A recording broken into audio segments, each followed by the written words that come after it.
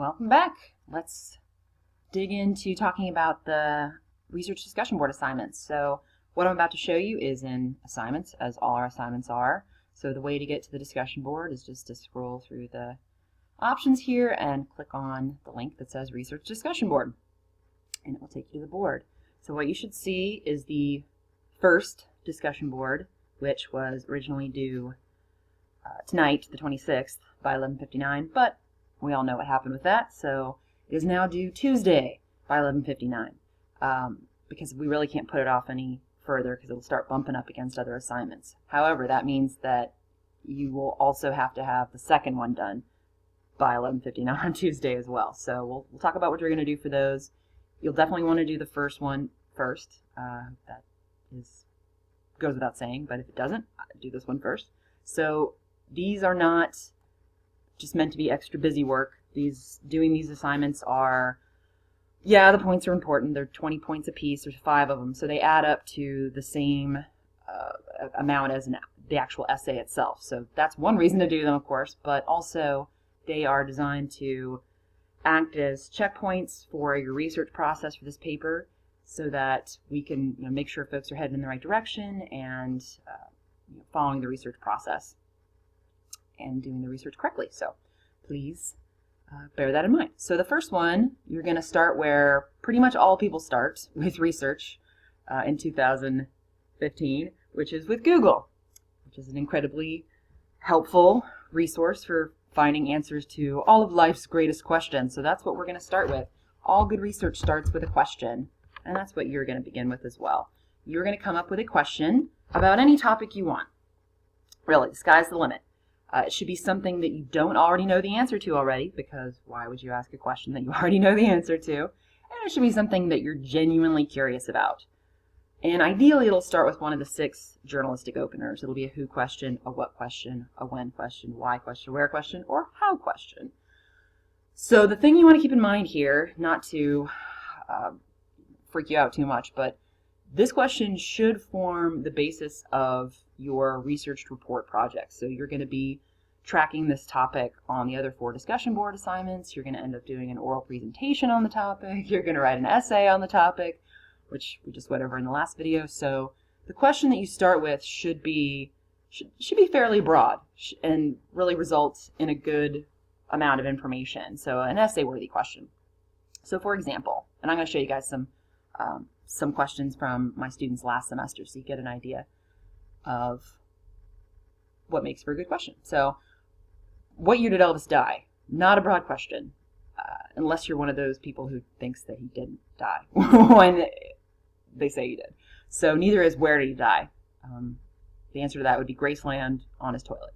So again, unless you're one of those people who believes that he didn't. Those are pretty narrow.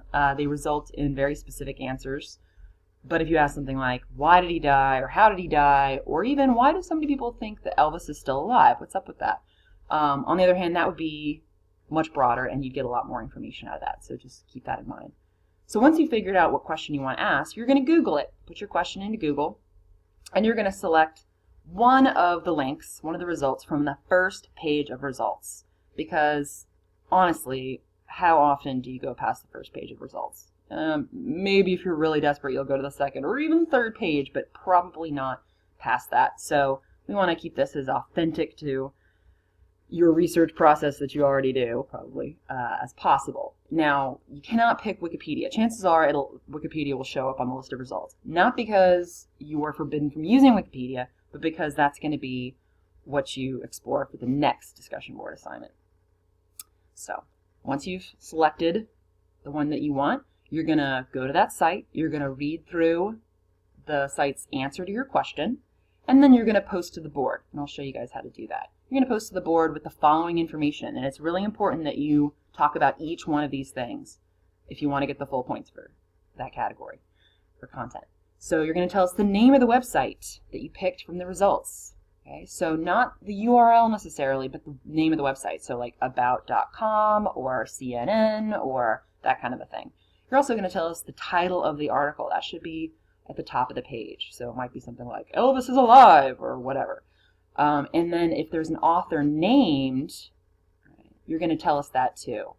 Now, some websites will have named authors, some won't.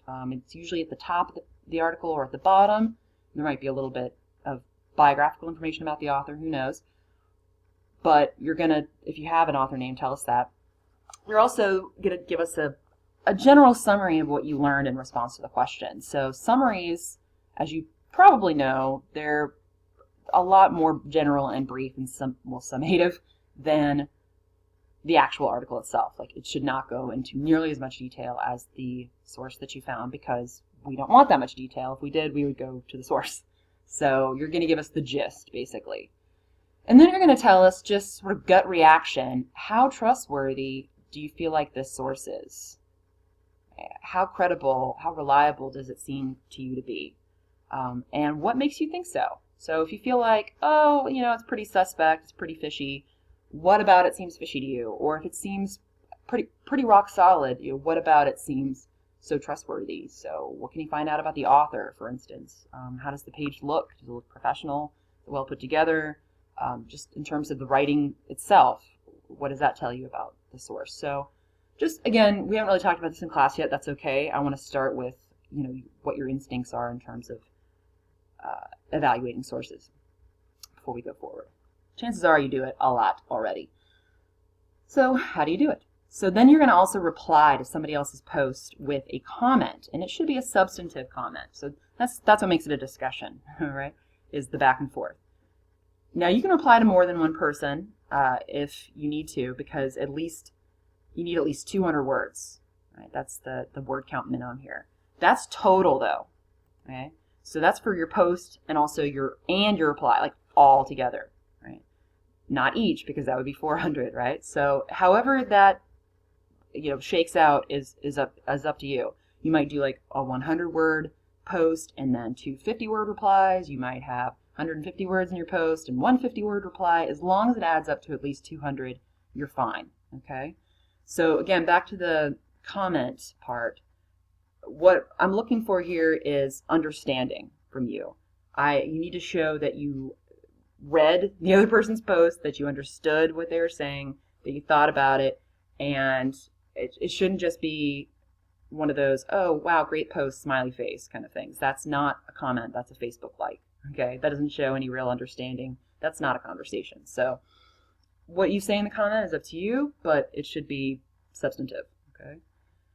You should this is really important too. Make sure to title your post, and I'll show you where that goes, whatever the question was that you asked of Google. Okay?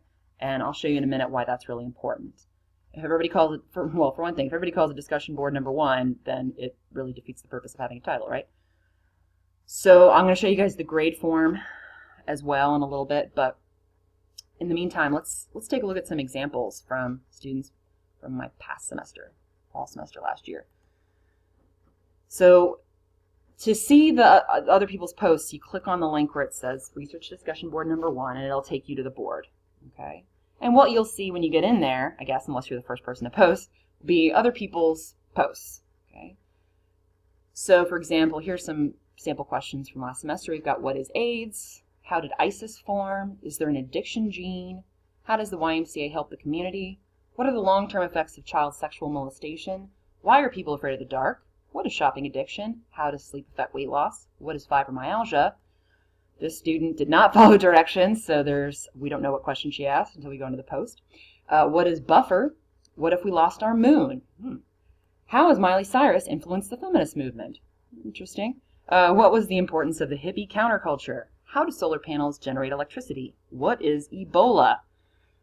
This one ended up being a particularly popular topic because, of course, we all remember last semester that's when the Ebola scare was happening, so people followed this one pretty closely.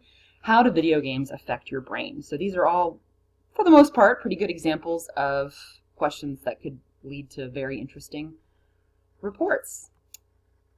And you're not necessarily married to it. If you decide to, you shouldn't be playing musical topics because then that ends up creating more work for you, but it probably will change over the course of the project, so that's okay. That's all part of the fun, I guess. So when you're ready to post, you're going to click where it says Create Thread. And it'll take you, it has all the instructions up here if you need to look at them again, so make sure you're following instructions. Up here in the subject line, that's where your title is going to go, so whatever your question was.